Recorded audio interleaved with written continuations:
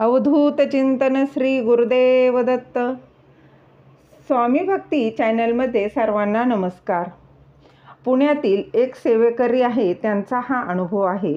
ते सांगतात, मी रोज 3 अध्याय श्री स्वामी चरित्र सारामृत ग्रंथाचे वाचन करतो. 11 माळी श्री स्वामी समर्थ मंत्राचे जप करतो. रोज एक दुर्गा सप्तशतीचा पाठ देखील करत आहे. आता 10 महिन्यापासून मी रोज रुद्रसेवा करतो आणि त्याचे सेवेने परिणाम मला खूप सुंदर आले.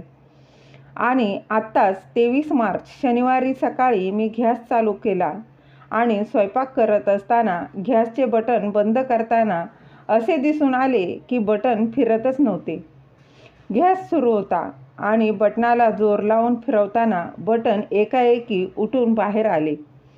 पुन्हा मला बटन बसवताना येईना म्हणून मी माझ्या मुलीला आवाज दिला. तिने बटन दाबून बसवण्याचा प्रयत्न देखील केला. एकाएकी गॅस त्या बटनाच्या आतूनच लीक होऊ लागला.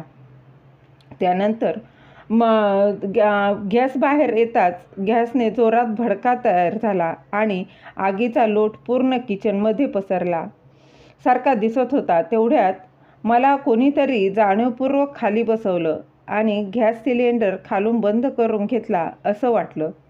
वर उठून पाहते तर मुलीचा चेहरा लालबुंद झालेला आणि केस जळालेली होती.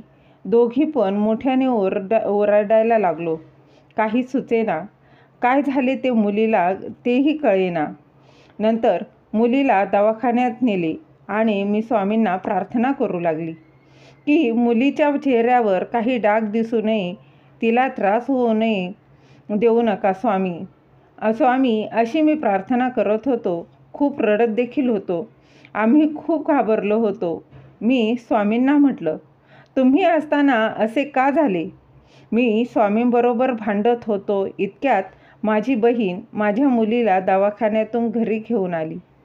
चेहऱ्यावर काहीच डाग दिसत नव्हते. भगभग आणि जळजळ खूप होत होती. डॉक्टरांनी मलम दिला होता. उपाय देखील चालू केल्यावर 1 तासातच मुलीला बरे वाटू लागले.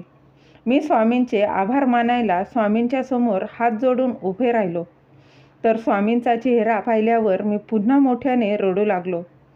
स्वामींच्या चेहऱ्यावर भाजल्यासारखे चट्टे उमटले होते. आम्हा दोघींना आश्चर्याचा धक्काच बसला होता.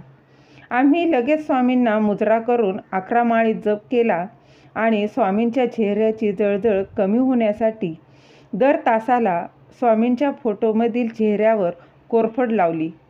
साक्षात स्वामींनी माझ्या मुलीवरचे संकट आपल्यावर घेतले होते.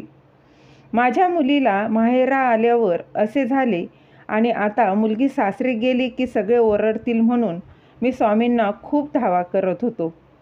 तर स्वामींनी तिच्या चेहऱ्यावर काहीही डाग व जखम उमटू न देता ते स्वतःवर घेतले. स्वामी सदैव भक्तांचे रक्षण करतात याची पुन्हा प्रचिती आली.